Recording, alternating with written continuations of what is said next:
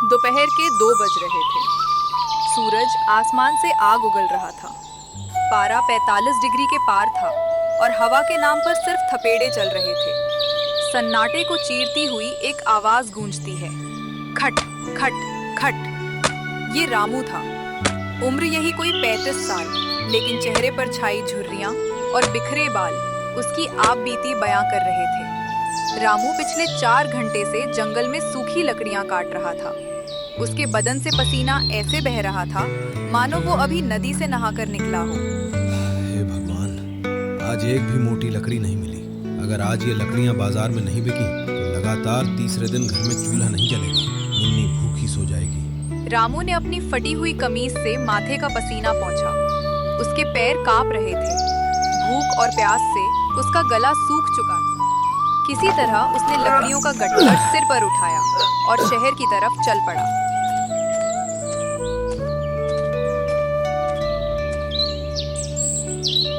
बाजार पहुंचकर उसने शाम तक इंतजार किया, लेकिन लकड़ियों के बदले उसे मिले सिर्फ 50 रुपए।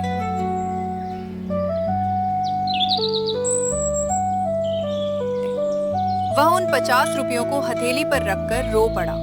50 रुपए में 3 लोगों का पेट भर सकता है। वह घर लौट रहा था कि तभी उसकी नजर एक कबाड़ की दुकान पर पड़ी। वहां एक पुराना जंग लगा हुआ ठेला बिकाऊ खड़ा था। रामू के दिमाग में अचानक एक कौंध उठी। उसने सोचा, मजदूरी से जिंदगी नहीं बदलेगी, मुझे कुछ अपना करना होगा। रामू ने अपनी पत्नी के आखिरी बचे चांदी के कंगन को बेचने का कड़ा फैसला लिया। उन पैसों से उसने वो ठेला खरीदा, उसे साफ किया, रंग लगाया और फैसला किया कि वह छोले भटूरे की दुकान लगाए। छोले भटूरे जो हर आम और खास की पसंद होते हैं। शुरुआती दिन बेहद मुश्किल थे। रामू सुबह 4 बजे उठता, मैदा गूंथता, छोले उबालता। लेकिन बाजार में पहले से ही कई बड़े बड़े दुकानदार थे। रामू के ठेले पर कोई नहीं आता था। लोग देखकर निकल जाते।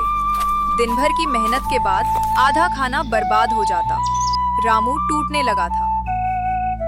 फिर एक रात जब रामू मायूस बैठा था, उसके घर के दरवाजे पर एक बूढ़े साधु आए।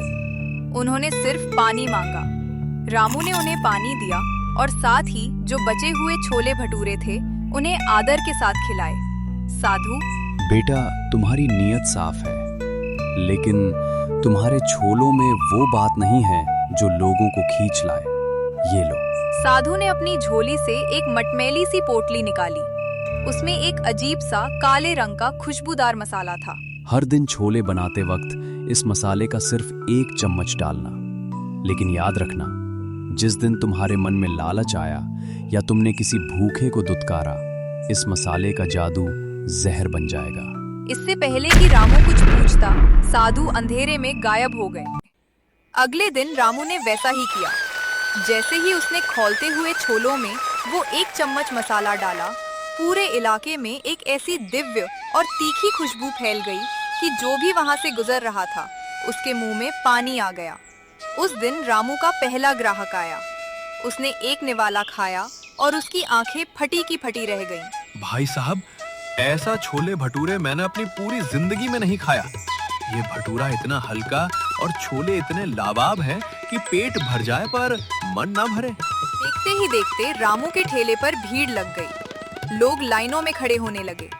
जो रामू दिन के 100 रुपए के लिए तरसता था, अब वो रोज के हजारों कमाने लगा। उसने एक बड़ा सा बोर्ड लगा दिया, रामू के जादुई छोले भटूरे। महीने गुजरे, रामू अमीर हो गया। उसने पक्का मकान बना लिया, बेटी का अच्छे स्कूल में दाखिला करा दिया। लेकिन पैसे के साथ साथ रामू के अंदर एक चीज बदलने लगी थी, उसका बर्ताव। अब उसमें वो पुराना भोलापन नहीं रहा था। वो ग्राहकों से सीधे मुंह बात नहीं करता था। साधु की चेतावनी उसके दिमाग से धुंधली हो चुकी थी।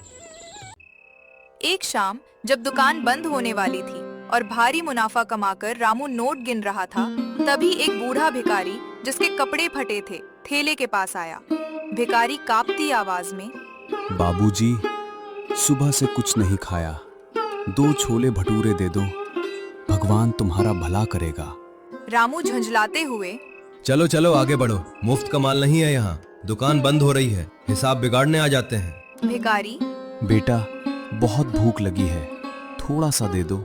रामू गुस्से में, सुना नहीं, भागो यहाँ से। और रामू ने उस बूढ़े भिखारी को धक्का दे दिया। भिखारी जमीन पर गिर गया। उसने रोते हुए रामू की तरफ देखा और बिना कुछ बोले उठकर चला गया। अगले दिन सुबह रामू ने हमेशा की तरह दुकान लगाई, मसाला डाला, छोले उबाले। खुशबू वैसे ही आ रही थी। दुकान खुलते ही 50 लोग लाइन में खड़े थे। शहर के सबसे बड़े फूड इंस्पेक्टर और गांव के मुखिया भी आज उसके छोले भटूरे चखने आए थे। रामू गर्व से फूला नहीं समा रहा था। उसने मुखिया को पहली प्लेट परोसी। मुखिया ने बड़े चाव से पहला निवाला मुंह में रखा और अगले ही थू, मुखिया का चेहरा नीला पड़ गया। वो खांसने लगा। मुखिया गुस्से से चिल्लाते हुए, ये क्या है? ये छोले भटूरे हैं या गटर का कीचड़? इसमें से सड़े हुए मांस और कड़वाहट की बदबू आ रही है। रामू के होश उड़ गए। उसने तुरंत खुद छोले चखे। चखते ही उसे उल्टी आ गई। छोले का स्वाद ऐसा था मानो उसमें जहर और कड़वा नीम मिला दिया गया हो। तभी फूड इंस्पेक्टर ने चिल्लाकर कहा, इसने खाने में कुछ मिलाया है। इसके ठेले को तुरंत सील करो और इसे जेल भेजो। भीड़ भड़क गई। जो लोग रामू की तारीफ करते नहीं थकते थे, वो अब उस पर पत्थर फेंकने लगे। रामू का ठेला पलट दिया गया। कमाई के सारे पैसे नाली में बह गए।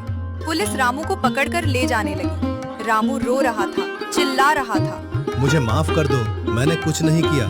तभी भीड़ के पीछे रामू को वही भिखारी खड़ा दिखाई दिया। लेकिन इस बार उस भिखारी के चेहरे पर एक दिव्य चमक थी। वो कोई और नहीं, वही साधु थे जो भेष बदलकर रामू की परीक्षा लेने आए थे। रामू को साधु की बात याद आई। जिस दिन लालच आया या भूखे को दुत्कारा, ये जादू जहर बन जाएगा। रामू पुलिस की गिरफ्त से छूटकर भागा और सीधे साधु के चरणों में गिर गया। उसके घुटने छिल गए थे। आंखों से पश्चाताप के आंसू बह रहे थे। रामू रोते हुए, मुझे क्षमा कर दीजिए महाराज, पैसे के घमंड ने मुझे अंधा कर दिया था। मैं भूल गया था कि मैं भी कभी भूखा सोता था। मुझे सजा दीजिए, लेकिन मुझे एक मौका और दीजिए। साधु ने गंभीर आवाज में कहा, रामू, इंसान का असली स्वाद उसके खाने में नहीं, उसके चरित्र और नीयत में होता है। जब तक तुम भूखों का दर्द समझते थे, इस भोजन में अमृत था। जब तुम खुद भूखों को दर्द देने लगे तो ये जहर बन गया। साधु ने रामू के सिर पर हाथ रखा और कहा, जाओ, अब तुम्हें किसी जादुई मसाले की जरूरत नहीं होगी। तुम्हारी मेहनत और तुम्हारी इंसानियत ही तुम्हारा सबसे बड़ा मसाला बनेगी। जब रामू ने आंखें खोली तो साधु गायब थे। पुलिस और गुस्साई भीड़ भी शांत हो चुकी थी, मानो वो सब एक सपना था। लेकिन रामू का अहंकार टूट चुका। उसने फिर से शुरुआत की। इस बार कोई जादुई मसाला नहीं था, लेकिन उसके दिल में सेवा की भावना थी। उसने नियम बनाया कि हर दिन दुकान बंद करने से पहले वो कम से कम 5 भूखे लोगों को मुफ्त में भरपेट छोले भटूरे खिलाएगा। धीरे धीरे उसकी ईमानदारी और मेहनत का स्वाद लोगों के दिलों तक दोबारा पहुंच गया। आज भी उसका ठेला चलता है, लेकिन अब लोग उसे जादुई छोले भटूरे नहीं, बल्कि इंसानियत के छोले भटूरे कहते हैं।